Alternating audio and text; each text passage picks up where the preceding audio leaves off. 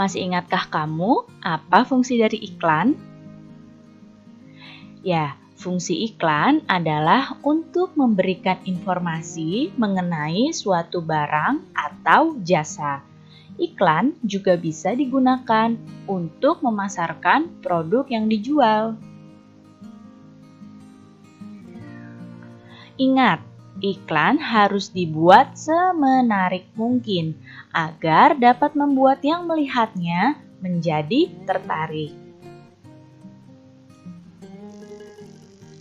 Nah, media penyampaian iklan itu ada dua. Ada media cetak dan ada media elektronik. Kemarin kita sudah mempelajari penyampaian iklan melalui media cetak, ya. Sekarang kita akan mempelajari penyampaian iklan melalui media elektronik. Kalau media cetak itu adalah surat kabar, majalah, koran. Kalau media elektronik itu radio dan televisi. Nah, sekarang di sini ada percakapan. Diperhatikan baik-baik. Di sini Dayu berkata, "Semalam aku melihat iklan tentang obat sakit perut baru untuk anak-anak di televisi loh." "Wah, sudah ada iklan baru lagi. Sepertinya itu produk baru ya?" Kemudian Dayu menjawab, "Betul. Iklan itu menarik karena iklannya dibuat seperti film." Lalu Lani menanggapi, "Ternyata media iklan itu bermacam-macam ya. Kalau kamu suka iklan di media cetak seperti koran atau majalah, atau iklan di media elektronik?" Kemudian Udin menjawab, "Kalau aku lebih suka media elektronik karena gambarnya dapat bergerak dan ada suaranya, jadi lebih seru." Lani menjawab lagi, "Kalau aku suka kedua-duanya, sekalipun iklan di media elektronik memang terdengar lebih seru, tapi iklan di media cetak juga banyak yang bagus. Gambar-gambar yang dipergunakan memiliki warna yang cerah dan kalimat iklannya juga bagus-bagus." Jadi, anak-anak di sini sedang membahas iklan yang baru saja muncul di televisi. Ada iklan elektronik dan mereka membandingkan dengan iklan pada media cetak. Sekarang kita akan cari tahu apa perbedaan dari iklan pada media cetak dengan media elektronik. Kalau iklan pada media cetak itu menggunakan gambar ya utamanya. Nah, gambarnya pada iklan media cetak itu bervariasi dan biasanya menggunakan warna-warna yang cerah supaya yang melihat tertarik. Kemudian pada media cetak itu menggunakan kalimat-kalimat iklan yang menarik. Sedangkan pada media elektronik di sini gambar iklannya itu dapat bergerak. Ya, karena bisa kita lihat di televisi. Dan juga kelebihannya, iklan pada media elektronik itu memiliki suara. Jadi ini perbedaannya ya antara iklan pada media cetak dengan iklan pada media elektronik. Kamu sudah belajar gangguan pada sistem pencernaan. Penyakit-penyakit tersebut dapat disembuhkan dengan obat. Banyak perusahaan farmasi yang memproduksi obat. Nah, untuk mengenalkan produk-produk obatnya, perusahaan farmasi itu mempromosikan produknya melalui iklan. Iklan itu juga bisa disampaikan lewat media elektronik seperti televisi. Jadi bukan hanya dengan media cetak ya, bisa juga dengan media elektronik seperti TV.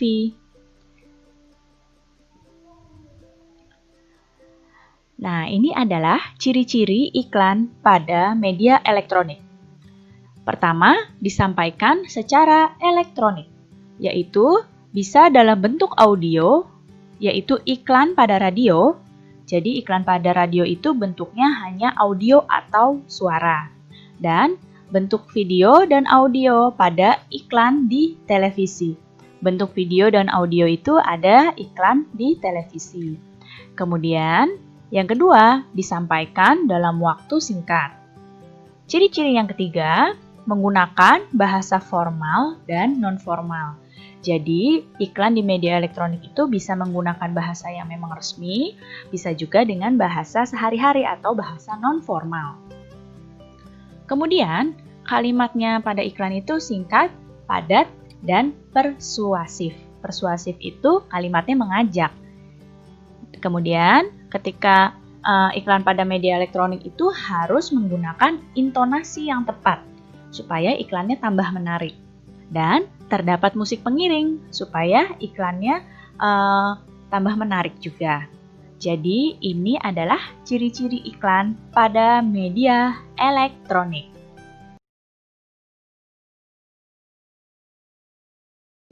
Pernahkah kamu mengalami perut melilit atau mual seperti gambar di samping?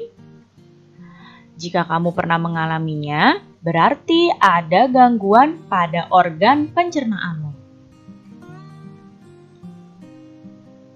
Gangguan pada organ pencernaan umumnya berhubungan dengan makanan yang kita makan dan juga cara makan yang tidak sehat. Apa saja gangguan pada organ pencernaan? Kita hanya akan membahas beberapa.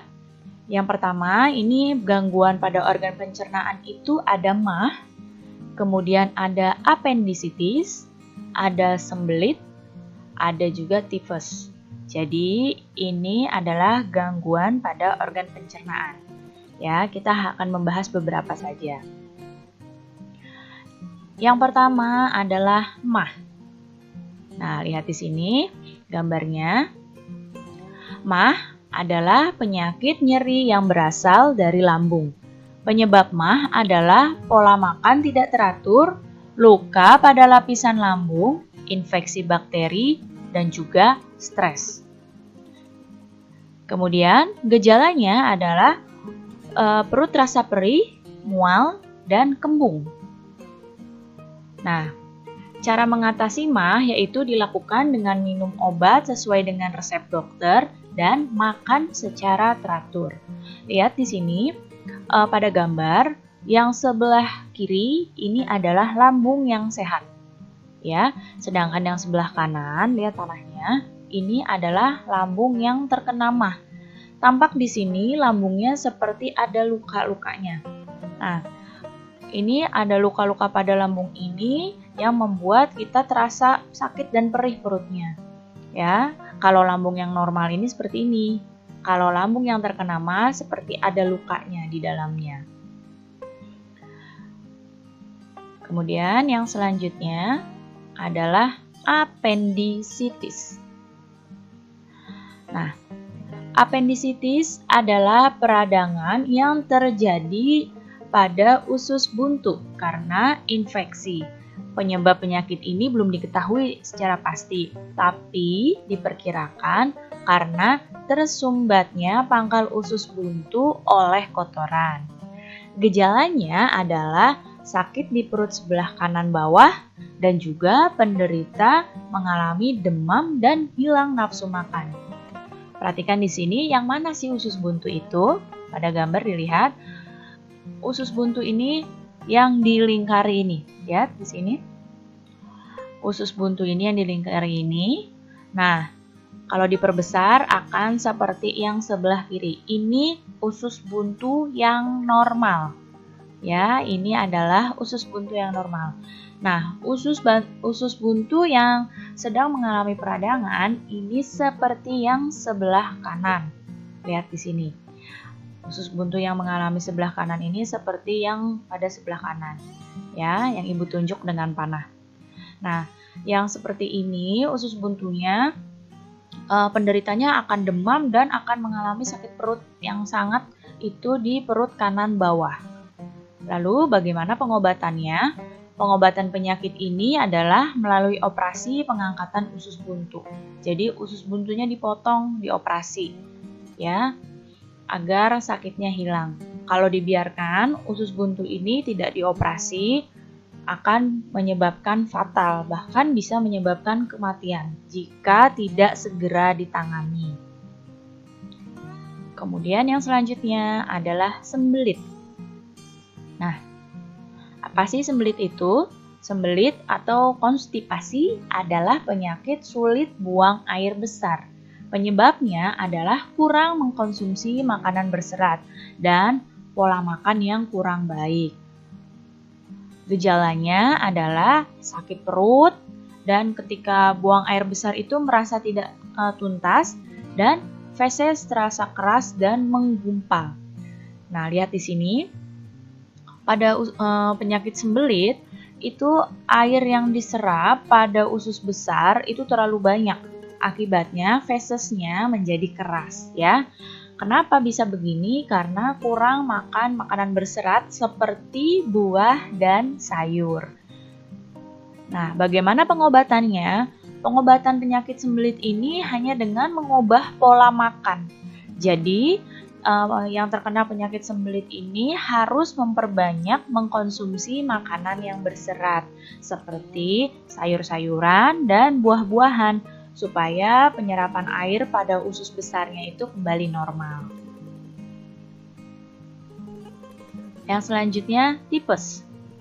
Nah, tipes ini merupakan penyakit peradangan pada usus halus. Penyakit ini disebabkan oleh bakteri Salmonella typhi yang menyebar melalui makanan dan minuman yang terkontaminasi. Biasanya Salmonella typhi ini ada pada makanan dan minuman yang kurang bersih. Nah, gejala orang yang terkena tipes adalah demam tinggi, suhu tubuhnya tuh tinggi, badannya menggigil, kemudian dia lemah dan disertai mual, serta sakit kepala. Lihat pada gambar, ini adalah bakteri Salmonella typhi yang berwarna merah ini. Lihat ya. Nah, bakteri ini kalau sudah masuk ke usus halus dan ini bisa menyebabkan penyakit tipes. Ini seperti ini bakterinya. Pengobatannya adalah dengan mengkonsumsi obat dari dokter dan menjaga kebersihan makanan dan minuman yang dikonsumsi. Lalu bagaimana cara memelihara organ pencernaan kita? Yang pertama, mengkonsumsi makanan bergizi seimbang. Kemudian, yang kedua, membiasakan pola makan yang teratur. Selanjutnya, menjaga kebersihan makanan dan juga alat makan kita. Yang keempat, mengkonsumsi makanan yang mengandung banyak serat seperti buah dan sayur. Karena buah dan sayur itu bagus untuk pencernaan dan untuk kesehatan tubuh kita. Dan mencuci makanan sebelum dimasak. Jadi biar bersih, dicuci dulu bahan makanannya ya sebelum dimasak. Dan yang keenam, mengurangi makanan yang mengandung pengawet dan juga pewarna buatan. Jika selalu memelihara organ pencernaan dengan baik, dijalankan, kita kesehatan organ pencernaannya pasti terjaga. Pernahkah kamu mengalami perut mulas dan harus buang air besar beberapa kali dalam sehari? Bahkan kondisi fesesmu pun encer? Jika kamu pernah mengalami kondisi seperti itu, berarti kamu pernah mengalami gangguan pencernaan yang disebut dengan diare. Nah, lihat pada gambar ada seorang anak yang sedang ke dokter dan dia mengatakan bahwa dia pada hari itu sudah 5 kali buang air besar. Dan dokternya berkata bahwa anak itu sedang terkena diare dan kondisinya akan membaik setelah diberi obat. Sebenarnya, diare itu apa sih? Diare adalah penyakit yang ditandai dengan buang air besar yang encer dan lebih sering dari biasanya. Nah, diare itu terjadi ketika makanan dan cairan yang dimakan berlalu terlalu cepat dan terlalu besar jumlahnya pada saluran pencernaan. Lihat di sini, ketika di usus besar, ini makanan harus diserap airnya. Seseorang yang menderita diare, ini penyerapan airnya terlalu sedikit, sehingga feses yang keluar menjadi encer. Kenapa bisa diare? Diare itu dapat terjadi ketika kita mengonsumsi makanan atau minuman yang terkontaminasi bakteri, virus, atau parasit. Diare yang parah apabila tidak segera diobati dapat mengakibatkan tubuh kekurangan cairan dan bahkan dapat menyebabkan kematian. Jadi tidak boleh menganggap remeh diare. Jika merasa sudah diare, harus segera minum obat. Apa saja sih penyebab diare? Perhatikan baik-baik. Yang pertama, penyebab diare adalah infeksi virus. Di sini penyebab diare pada anak itu adalah rotavirus, ya. Jadi yang paling sering terjadi pada anak-anak adalah rotavirus. Kemudian penyebab diare yang kedua adalah infeksi bakteri dan parasit. Biasanya bakteri dan parasit ini masuk melalui makanan dan minuman yang sudah terkontaminasi. Kemudian ada intoleransi makanan. Ini terjadi pada sebagian orang yang tidak bisa mengonsumsi gula pada susu, sehingga diare setelah mengonsumsi produk susu. Kemudian ada alergi makanan. Biasanya reaksi negatif terhadap obat-obatan. Dan ada juga disebabkan oleh penyakit usus. Jadi menimbulkan diare kronis dengan banyak penyebab. Dan bisa juga karena gangguan usus fungsional atau stres. Jadi ini adalah penyebab-penyebab dari diare. Nah, bagaimana ya pengobatan diare? Jika diarenya masih belum parah, bisa diobati dengan cairan oralit atau cairan gula dan garam. Kalau diarenya sudah parah, maka harus berobat ke dokter dan minum obat sesuai dengan resep dokter. Bagaimana pencegahan diare? Yang pertama, mencuci tangan ya dengan sabun sebelum makan supaya tangan kita bersih. Kemudian, menutup makanan dan minuman agar terhindar dari lalat, kecoa, tikus, dan hewan-hewan pembawa penyakit. Kemudian, minum air yang sudah dimasak. Jadi airnya harus matang dan tidak jajan sembarangan. Jika ini kamu berusaha lakukan, kamu akan terhindar dari diare.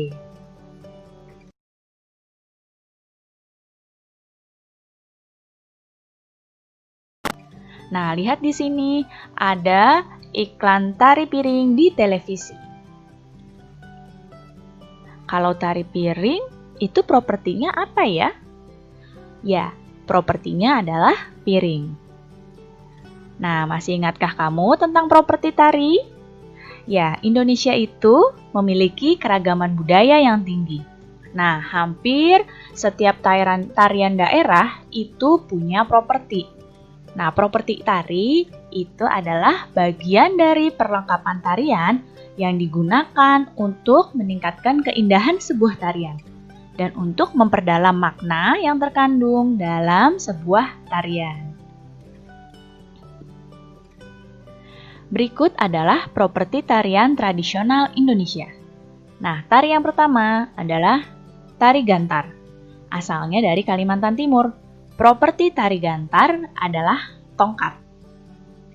Kemudian, nah ini namanya tari reog. Asalnya dari Ponorogo. Propertinya adalah topeng reog. Nih, topeng reognya yang ini ya. Ini adalah topeng reog. Kemudian, yang ini ada tari kuda lumping. Asalnya dari Yogyakarta. Propertinya adalah jaranan. Jaranan ini adalah yang seperti kuda-kudaan ini nih. Ya, lihat di panah. Nah, ini yang seperti kuda-kudaan disebut dengan jaranan. Kemudian, ini tari baksa kembang. Asalnya dari Banjar. Propertinya adalah rangkaian bunga. Nah, propertinya ini rangkaian bunga. Selanjutnya, ada tari jaipong. Asalnya dari Karawang. Propertinya adalah selendang. Kemudian ada tari serampang 12. Asalnya dari Sumatera Utara. Propertinya sapu tangan. Dan ada tari merak. Tari merak ini asalnya dari Jawa Barat. Propertinya adalah mahkota. Dan ada tari topeng. Tari topeng ini asalnya dari Cirebon. Propertinya tentu saja adalah topeng.